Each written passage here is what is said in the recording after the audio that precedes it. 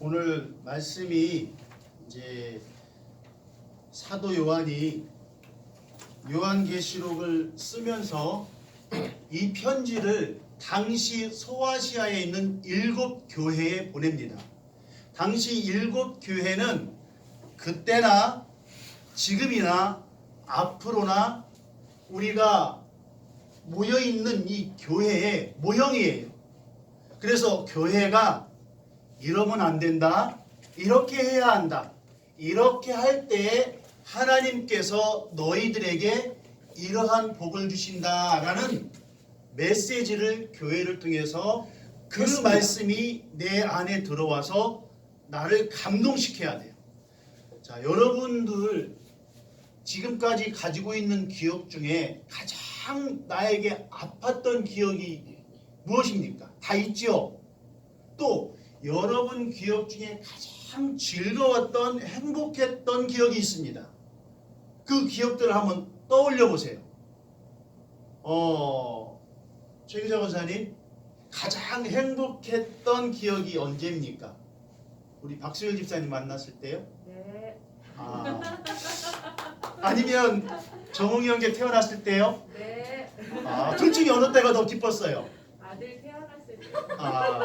박수열 집사님께는 우리 전부 비밀입니다. 네, 알겠습니다. 그러면 가장 또 아픈 기억이 있어요. 박정자 선생님, 가장 아픈 기억이 언제죠? 저 만났을 때인가요? 그러면 안 되고. 어떤 때가 가장 인생에서 가장 아팠어요? 좌절감을 많이 느꼈을 때. 네, 좌절감을 느꼈을 때. 구체적으로 얘기하기에는 개인 프라이버시가 있으니까. 그래요. 우리 사람마다 가장 기뻤던 기억이 있고 가장 힘들었던 기억이 있어요. 그런데 이 나의 체험으로 하나님의 그 만남의 기쁨, 또 하나님한테 징계받았던 나의 아픔을 설명하기에는 서로 개별적이고 상대적이기 때문에 한계가 있어요. 그런데 성경에서 말하고자 하는 것은 우리들의 몸으로 느낄 수 있는 기쁨과 좌절을 넘어선 이 하나님의 영적 체험이 있어야만이 우리의 육신의 그 이해를 뛰어넘을 수가 있어요. 그래서 오늘 말씀을 보기 전에 우선 이들이 당했던 현실적인 문제와 이 현실적인 문제에서 이들이 어떻게 그 문제들을 뛰어넘을 수 있었는지 한번 같이 에베소 하면 아주 유명한 신전이 있어요. 세계 7대 불가사의 중에 하나인 이 신전은 당시 그리스의 그 신화의 뿌리를 두고 있는 아테네의 그 신전보다, 파르테논 신전보다 더 웅장하게 지었습니다. 당시 에베소는요, 한 BC 10세기 정도 아테네의 그리스의 식민지 국가예요. 그리고 또 하나 유명한 것이 있는데 대연극장입니다. 원연극장. 저 밑에서 말을 하면, 노래를 부르면 저 끝에 있는 사람까지 노래가 들려요. 어떻게 들리냐면 과학의 울림입니다. 공명. 이렇게 여기에서 소리 지르면 이 소리가 원 안에서 울려서 들리게 되어 있어요. 마이크가 없이도. 그래서 중세 성당들 가면 천정이 이렇게 돔식으로 되어 있죠. 천정 안이. 소리가 울리게끔 해서 뒤에 있는 사람도 다 들을 수 있고. 그 다음에 또 이곳에 유명했던 것이 겔수스 도서관이에요. 이게 당시 시대의 도서관의 흔적입니다. 황제를 숭배했던 신전입니다. 왜 이들이 황제를 숭배했냐면 당시 에베소는요, 로마의 식민지였지만 자치권을 인정을 받았어요. 그래서 에베소에 로마 시민권을 가진 사람이 가장 많았습니다. 로마 시민권이 있으면 어떤 혜택이 있냐면 채찍 형벌을 받지 않아요. 예수님이 받은 형벌이 뭐죠? 십자가에 못 박히시기 전에 채찍 형벌이죠. 그런데 단순한 채찍이 아니라 채찍 끝에 여러분도 아시는 것처럼 이 뼈 조각이나 유리 조각 같은 걸 매달아요. 그래서 사람을 때리면 이게 살에 탁 박혀요. 그러면 그 뜯어내 버리는 거예요. 그러면 살점이 떨어져 나가요. 이런 극악무도한 형벌은 그냥 어떤 죄를 지었던지 간에 로마 시민이라는 그 이유 하나만으로 면제해 줍니다. 그리고 불체포 특권이 있어요. 그 사람의 죄가 드러나기 전에는 절대로 구금하거나 체포할 수 있도록 되어 있지 않아요. 황제에게 직접 상소를 올릴 수 있어요. 나 억울하다 하면 상소를 올릴 수 있어요. 그리고 세금을 면제받습니다. 그렇게 에베소는 로마 시민권을 가진 사람들이 가장 많았고 로마 총독이 파견됐음에도 자치권을 인정받았어요. 그래서 이 사람들은 이 자치권을 유지하기 위해서 황제를 위한 신전을 무려 3곳에 지어서 황제한테 헌정했어요. 글라디우스, 하드리안, 세베루스 이 3 황제에게. 그리고 오늘 이 사도 요한이 요한계시록을 쓰고 있는 시대에 도미티아누스 황제 신전이 있었는데 이게 바로 도미티아누스 황제 신전입니다. 황제는 신이다, 신과 똑같은 존재다 라는 그 개념을 당시 식민지 지대 사람들한테 세뇌시킴으로 인해서 모든 로마의 통제 아래에 있도록 하기 위해서 이러한 황제 신격화를 시작했습니다.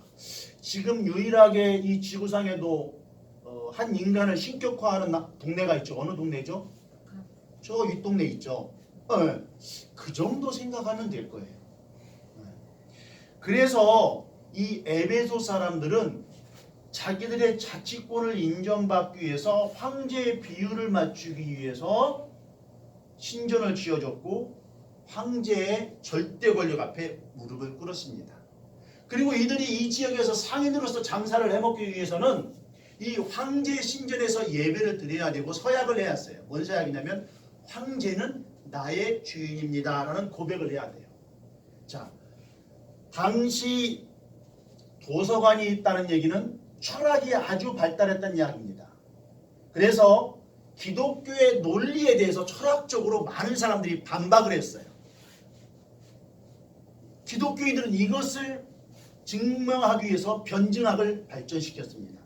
그리고 아르테미 신전은 여러분이 생각하는 이런 타 종교처럼 그렇게 거룩하지 않아요. 이곳에는 제사를 드리러 온 사람과 서로 성관계를 가질 수 있도록 그 창녀들이 존재했어요. 근데 이 창녀들은 그냥 창녀들이 아니라 제사를 지낼 때 성관계를 가질 수 있는 제2창녀예요. 왜 이런 일이 벌어졌냐면 그때 그들이 섬겼던 아르테미스 신전의 신의 모습을 보면 우리가 알 수 있어요. 자, 이게 아르테미스 신전이죠. 이곳에서 섬겼던 신이 아르테미스 신이에요. 자, 여기 신 보면 좀 그 신체 구조가 좀 독특해요. 앞에 가슴 보세요. 계란처럼 쭉 돼 있죠. 계란이 아니라 가슴입니다. 여자들의 가슴이에요. 이것은 뭘 의미하냐면 다산, 풍요를 의미해요. 이 신은 원래 제우스의 딸이었는데 이들이 자기들의 신으로 가져오면서 풍요의 신으로 탈바꿈을 시켰습니다. 그리고 3, 4월이면 이 아르테미스 신 축제가 열리는데 이곳에서 온갖 난잡한 짓이 다 벌어져요. 은으로 만든 금장색 장이가 사도 바울하고 서로 격돌한 일이 있죠. 사도 바울이 복음을 전하니까 이 신을 은으로 만들어서 팔던 사람들이 물건이 안 팔리는 거예요. 사람들이 예수님을 믿으니까. 그래서 사도 바울을 모함한 일이 있지 않습니까? 그리고 디오니소스라는 신이 있는데 이 신을 제의를 지낼 때는 포도주를 마시거나 아니면 대마초를 핀 환각 상태에서 이 제의를 진행해요. 취하고 환각적인 상태에서 제의를 진행하니 그 제의가 온전하겠어요? 난잡하죠. 흡사 여러분들 그 19금 성인 영화 보면 외국의 그 나이트클럽 나오죠? 이렇게 여자들이 막 무희들이 무대에서 춤추고 막 하는 모습들, 아마 이런 나이트클럽의 뿌리가 이런 것을 바탕으로 세워지지 않았나 하는 제 개인적 추측을 한번 해봅니다. 그런데 이러한 것들을 미화시키죠. 야, 인간의 내면의 감정을 즐길 줄 알아야지 사람이 그게 멋이지, 그게 자연스러운 거지, 그게 즐거움이지 하면서 우리를 현혹시킵니다. 여러분, 술 먹고 환각된 상태에서 내 이성이 마비된 상태에서 감정만을 따라서 벗고 춤추는 게 자연스러운 건가요? 자꾸 이렇게 가치가 혼란한 가운데 누가 있었냐면 그리스도인들이 있었는 거예요. 이 당시에 그리스도인들이 예수님을 믿는다는 것은 황제에 대한 반항이었어요. 반역행위였어요. 그래서 로마에서 황제에 대한 반역행위는 아주 극형에 처했습니다. 십자가형이요. 그래서 예수 그리스도를 믿는 사람들이 십자가형을 당한 거예요. 왜 그러냐면 기독교인들의 주는 누굽니까? 예수님이에요. 황제를 인정하지 않는 거예요. 그러니까 로마의 가장 극형인 십자가형에 처한 거예요. 그리고 당시에는 에베소의 시민들은 자기들이 이 신전을 섬긴다는 것을 자부심으로 여겼어요. 그래서 우리는 아르테민 신전을 섬기는 그 신전지기들이다 라는 이 자부심 때문에 우월의식이 강했습니다. 그런데 이 에베소 시민의 우월의식을 거부한 사람이 누구냐면 그리스도인들이에요. 그리고 철학이 발달했는데 철학을 거부한 사람들, 이성과 논리를 거부한 사람들이 기독교인들이에요. 그러니 기독교인들이 이 시대에서 살아가기가 넉넉했겠습니까? 그때나 지금이나 비슷한 것 같아요. 약간의 모양은 달라졌지만 지금 사는 우리들의 모습도 이때에 비교해보면 별반 다를 거 없는 것 같아요. 그래서 예수님이 말씀한 이유가 그겁니다. 좁은 문으로 들어가라. 세상은 너희들이 원하는 대로, 세상이 원하는 대로 가면 편하다는 거예요. 예배를 위해서 네가 희생하지 않으면, 하나님을 섬기기 위해서 희생하지 않으면 편하다는 거예요. 그런데 예수님을 믿다 보면 저절로 세상은 예수를 믿는다는 그 자체만으로도 불편한 감정을 가지고 있고 자꾸 악의 세력들이 예수님께 예배드리는 것을 방해한다는 겁니다. 그러한 세상에서 예수님을 믿는다는 것이 힘들다는 거예요. 제가 순천에 있을 때 한 번은 그런 적이 있었어요. 새벽 예배를 드리는데 전화가 왔어요. 새벽 예배 끝나고 이제 사무실인데 전화가 왔어요. 여보세요 했더니 대뜸하는 얘가 당신이 차 이따오로 됐어? 그런 거. 아니 무슨 말씀이세요? 당신 교회 주차장이라고 나 못 나가게 내 앞에다 차를 이따오로 가로막았어? 아니 그게 아니고요. 거기는 교회 주차장인데 외부 차량이 꽉 차 있어서 제가 다른 차 빠져나갈 수 있도록 거리를 두고 주차를 했는데요. 이런 개 엑스게스 같은 새끼, 내가 너희 교회 다닐 줄 알아? 교회 다니는 것들이 그 모양 그 꼴이야? 그래 더러워서 내가 차 안 받친다 하면서 전화를 끄는 거예요. 확 올라오더라. 뛰쳐나가서 멱살 한번 잡고 업어치기 해버릴까? 그런데 그러면 안 되죠. 아무리 그 사람이 잘못했어도 내가 싸우면 주위 사람들은 그 광경을 보고 뭐라고 말하겠어요. 참 그래서 하나의 단적인 예지만 기독교인으로서 산다는 이유 하나만으로 아무 이유 없이 욕먹어도 되는 건가 싶은 생각을 가져본 적이 있습니다. 자, 하여튼 에베소 교회는 이렇게 예수님을 믿기 열악한 상황 속에서 누가 교회를 세웠냐면 사도 바울이 세웠어요. 사도 바울이 2차 전도여행 때 잠깐 들려서 교회를 세우고 3차 전도여행 때는 무려 3년 동안이나 이곳에서 교회를 목회했습니다. 그리고 사도 바울이 로마의 감옥에 갇혔을 때 에베소 교회에 편지를 썼어요. 그 쓴 편지가 에베소서입니다. 그런데 에베소서를 보면은요, 무려 사랑이라는 말이 19번 나와요. 사랑이라는 바울이 쓴 서신 중에 사랑이라는 용어가 107번 나오거든요. 바울이 전체 쓴 서신 중에. 그런데 19번이면 6분의 1이에요. 사도 바울은 이 에베소 교회에 사랑이 필요하다는 것을 강조하면서 에베소의 모든 서신에 비해서 6분의 1에 해당하는 분량을 할애하면서 사랑을 강조합니다. 에베소서 1장 4절을 한번 보실래요? 자, 펴보세요. 에베소 1장 하나님이 우리를 사랑했대요. 그리고 이 사랑으로 시작한 에베소서는 6장 23절에 사랑으로 이렇게 했습니다. 에베소 교인들에게 사랑을 강조하는 편지를 씁니다. 이제 본문을 통해서 에베소 교회에 대해서 편지를 쓸 때 에베소에 어떠한 위로의 말씀과 또 책망의 말씀을 했는지 보고 오늘 말씀을 마치겠습니다. 자, 오늘 본문에 보면 에베소 교회에 편지를 쓰죠. 근데 2절에 보면 내가 내 행위와 수고와 내 인내를 알고 또 악한 자들을 용납하지 아니한 것과 자칭 사도라 하되 아닌 자들을 시험하여 그의 거짓된 것을 내가 드러낸 것과 또 내가 참고 내 이름을 위하여 견디고 게으르지 아니한 것을 아노라.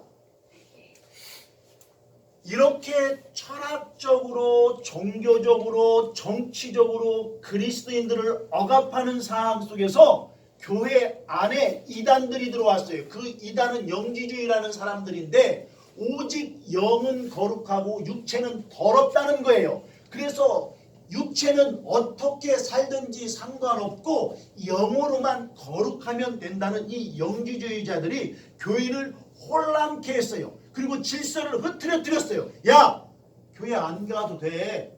아유, 네 마음만 하나님을 향해 있으면 되지. 야, 오늘 목사님 설교했죠? 그 주기도문?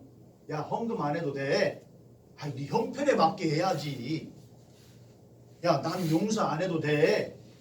이렇게 진리를 흐트러뜨리는 거예요. 그 진리를 흐트러뜨린 사람들을 반박하다 보니까 뭐가 자꾸 더 견고해지겠어요. 그들을 대항할 수 있는 교리가 견고해지고 또 그 교리에 의해서 사람을 판단하는 거예요. 그 교리로 자꾸 판단하게 되고 사람을 분류하게 되고 정죄하게 되는 거예요. 그러면서 그 에베소 교회를 처음에 세웠던 그 사랑의 열정적인 마음이 사라지기 시작하는 겁니다. 우리 우림교회 제가 목사님께 들을 때 굉장히 눈물과 땀으로 세워진 교회라고 들었어요. 그런데 시간이 지나면서 그 마음들이 식어지죠. 지금 에베소 교회가 그런 거예요. 이단을 대적하고 쫓아나기 위해서 교리를 더 견고히 하고 사람을 검증하고 아닌 사람은 내쫓고 했는데 이것이 너무 심하다 보니까 사람을 이렇게 보고 판단하는 거예요. 당신 말씀에는 교리에는 이렇게 되어 있는데 당신 수상해? 자, 코로나로 얼마나 서로가 서로에 대한 거리를 두고 있습니까? 물리적 거리 외에 지금 마음적 거리도 굉장해요. 서로 판단하고 누구라도 조금이라도 실수하면 당신 때문에 이게 뭐야? 이런 말들이 나와요. 저도 그런 생각들을 했던 거를 부끄럽게 생각합니다. 여러분, 사랑합시다. 지금 사도 바울은 그렇게 말하는 거예요. 그리고 사랑의 결과가 무엇이냐면 이 7절에 나와 있습니다. 7절 다시 한번 다 같이 읽겠습니다. 시작.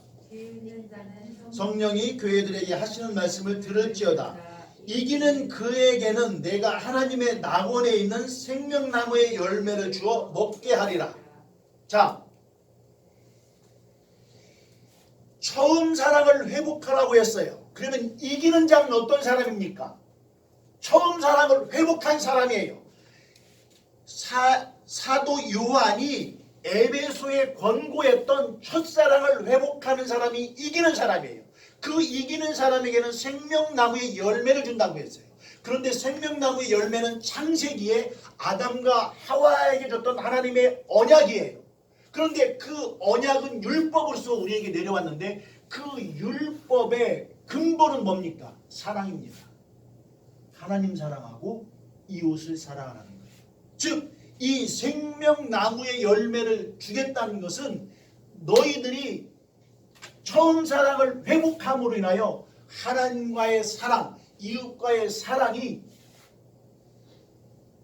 충만한 것을 말합니다. 우리가 이해할 수 있는 용어로 설명을 하면, 이 언어적으로 설명을 하면 신혼 초기의 사랑을 이야기해요. 고사님 결혼할 때 우리 박수일 집사님 좋다고 했죠. 신혼 초 때 얼마나 좋았어요. 지금도 그때만큼 좋아요? 아니요. 회복하래요. 다시 그때를 회복하래요. 자, 박정자 선생님 결혼할 때 좋았나요? 지금은 어때요? 그때만치 않아요? 더 좋습니다. 립 서비스가 아주 좋네요. 자, 우리 성도를 향한 마음도 목회자를 향한 마음도 다시 회복하랍니다. 우리 오래 살다 보면 보이잖아요. 이제 단점도 보이고. 방금 박정자 선생님이 말한 것처럼 더 사랑하래요. 그때보다. 여러분, 하나님은 마지막 때에 이 에베소를 통해 말씀하고자 하는 것은 사랑을 보겠다는 거예요. 너희가 열심히 한 거 알아. 눈물로 기도한 거 알아. 피땀으로 이 교회 세운 거 알아. 그런데 너희들 하나님에 대한 사랑은 어디 있니? 내 이웃에 대한 사랑은 어디 있니? 저 사랑했는데요. 그런데 왜 성전의 예배가 차지도 뜨겁지도 않아서 토해버릴 것 같은 그런 상태가 되었느냐? 이웃을 사랑했다면서 왜 네 교회에서 저 구석진 곳에서 슬퍼하고 우는 사람이 있느냐 이거예요. 여러분, 사랑하십시오. 하나님을 사랑하고 우리 형제 자매를 사랑하십시오.